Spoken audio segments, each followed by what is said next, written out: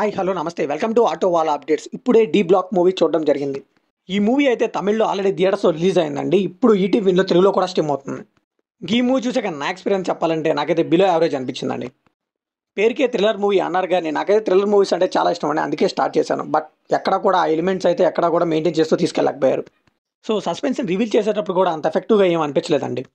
అలానే స్టోరీకి లింక్ లేకుండా అయితే ఏముండదు. స్టోరీ పరంగా సీరియస్ మోడ్లో వెళ్ళిపోతూనే ఉంటుంది. కాకపోతే ఆడియన్స్ కనెక్ట్ అయ్యారా లేదా అనేది డైరెక్ట్ అయితే చూసుకోలేదు. ఈ మూవీని ఫ్యామిలీతో చూడొచ్చా అంటే చిన్నపిల్లలు అయితే అక్కడక్కడ భయపడవచ్చు. అపార్ట్ ఫ్రమ్ దట్ చూడొచ్చు. ఈ మూవీ బేసిక్ స్టోరీ ఏంటంటే మన హీరో అయితే కోయంబత్తూర్లో ఒక ఇంజనీరింగ్ కాలేజ్లో జాయిన్ అవుతాడు. అక్కడ హీరోయిన్ చూసి ప్రేమలో పడతాడు. సో వీళ్ళంతా అయితే కాలేజ్ హాస్టల్లోనే ఉంటారు. గర్ల్స్ హాస్టల్ పేరే డి బ్లాక్. సో ఆ కాలేజ్ హాస్టల్ అయితే అడవికి దగ్గరగా ఉండడం వల్ల ఎలుకలు చిరుతపులులు అన్నీ వస్తూ ఉంటాయని చెప్పుకుంటూ ఉంటారు. సో ఎవరిని కూడా ఎట్టి పరిస్థితుల్లో టెర్రస్ మీదకి వెళ్ళొద్దు నైట్ టైం అని చెప్పి వాటిని హెచ్చరిస్తూ ఉంటాడు. బట్ హీరోయిన్ ఫ్రెండ్ మాత్రం నైట్ టైం అక్కడికి వెళ్తుంది. తర్వాత రోజు తనైతే శవం అయితే వెళ్తుంది. బట్ హీరోయిన్కి మాత్రం ఆ డెత్ వెనకాలే ఉంది చిరుత కాదు ఎవరు అన్నట్టుగా అనుమానం ఉంటుంది. సో అమ్మాయిల్ని చంపుతుంది ఎవరు, హీరో కనుక్కున్నాడా లేదా, ఇదంతా తెలియాలంటే ఈ మూవీ ట్రై చేయాల్సిందే. ఈ మూవీలో పాజిటివ్ విషయానికి వస్తే ఆన్ ద పాయింట్ స్ట్రైట్గా వెళ్ళిపోతుందండి మూవీ అంతా కూడా. ఇంజనీరింగ్ కాలేజ్ ఇంకా లవ్ స్టోరీ అనగానే మనం ఏదో ఊహించుకుంటాం కానీ అలా ఏం లేదు. ఆన్ ది పాయింట్ అసలు అమ్మాయిలు ఎందుకు చనిపోతున్నారు, వరుసగా 8 మంది ఎందుకు చనిపోయారు అనేది బాగా చూపించుకుంటూ తీసుకెళ్లారు. సో స్క్రీన్ ప్లే అయితే చాలా రేసీగా పరిగెత్తిచ్చేశాడు. బాగా థ్రిల్లర్ మూవీస్ చూసే వాళ్ళకైతే ఈ మూవీ అయితే బాగుంటుందండి.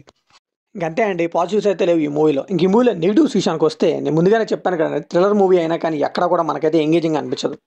అట్లీస్ట్ ఆ సస్పెన్స్ రివీల్ చేసేటప్పుడు కూడా పెద్ద ఎఫెక్టివ్గా అనిపించలేదు. అండ్ బీజిఎం కానీ మీ సినిమాటోగ్రఫీ కానీ అన్నీ కూడా యావరేజ్గానే అనిపించాయి. ఎడిటింగ్ అయితే జస్ట్ ఓకే అండి. సో డైరెక్టర్ ఏదైతే మెయిన్ పాయింట్ తీసుకున్నాడో అమ్మాయిని చంపడం అదొక్క పాయింట్నే బాగా చూపించారు తప్పితే ఇంకా కాలేజ్ అన్నాక వినోదం కానీ అల్లర్లు కానీ సందళ్ళు కానీ ఆ ప్రేమ అదంతా ఏం చూపించలేకపోయారు.